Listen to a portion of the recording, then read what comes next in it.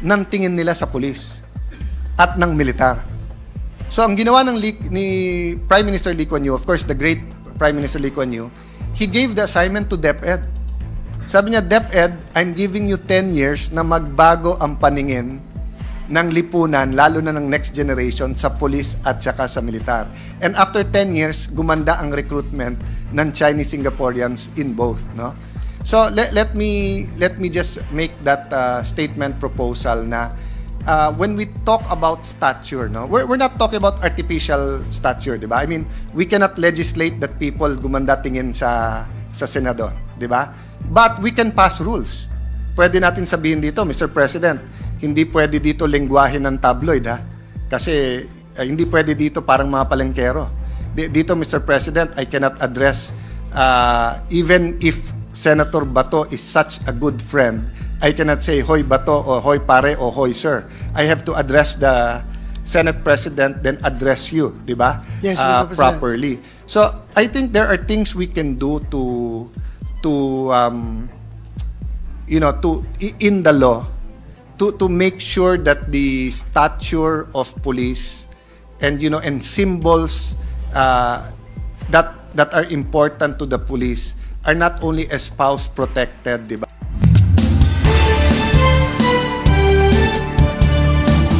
For example, yung tsapa, di ba? Kaya nga bawal na may mga peking tsapa eh. Kasi pag marami, hindi lang napepeke yung police, bumababa tingin ng tao, imbis na pagtingin nila, it's a thing of honor. Diba? I remember, bago akong congressman, everyday sinusuot ko yung pin.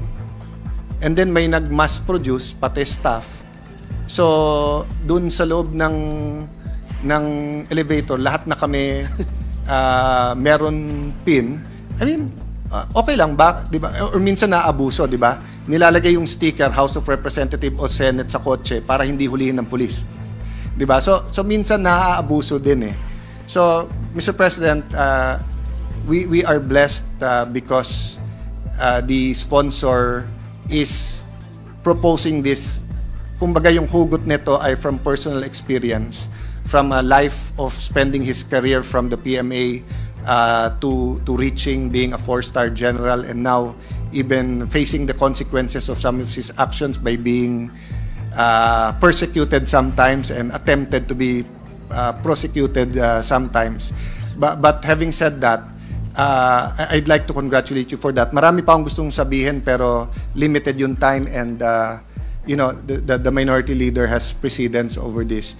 But yun nga po, no, hindi natin maipapasok lahat sa batas, but ang tingin ko po kapag yung revival of the heart ng police, yung kanyang pamilya, yung kanyang stature ay medyo napaganda natin, and then napaganda natin. Let me just summarize those 3 points, no. Yun nga po, yung stature ng police, sweldo, allowance, sasakyan, bahay, yung pamilya niya.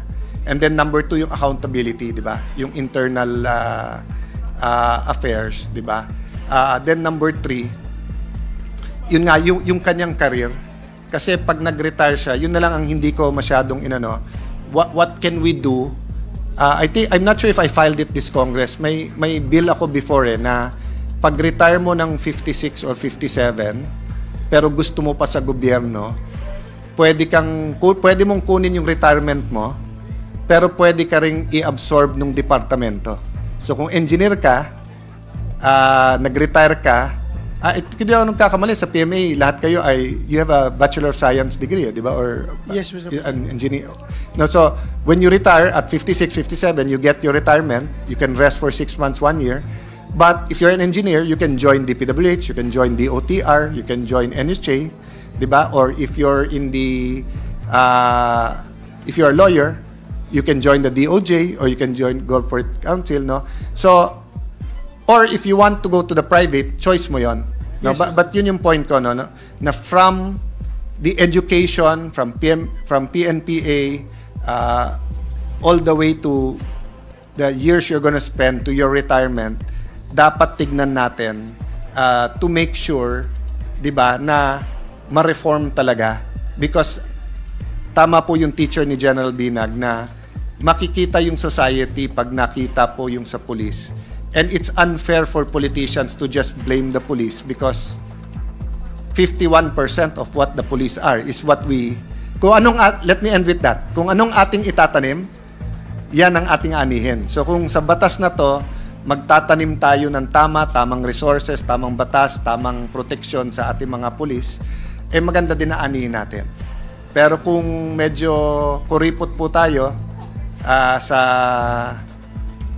sa batas na to sa ibibigay natin sa pulis, let's not expect na maganda din yung reform sa kanila.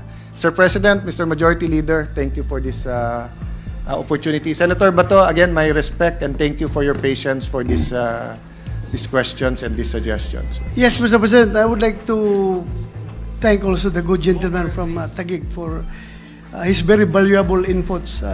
Actually, kung mahaba pa rin sana ang time natin, I am willing to listen to your inputs the whole day, Mr. President. Thank you po. Thank you. They are very valuable.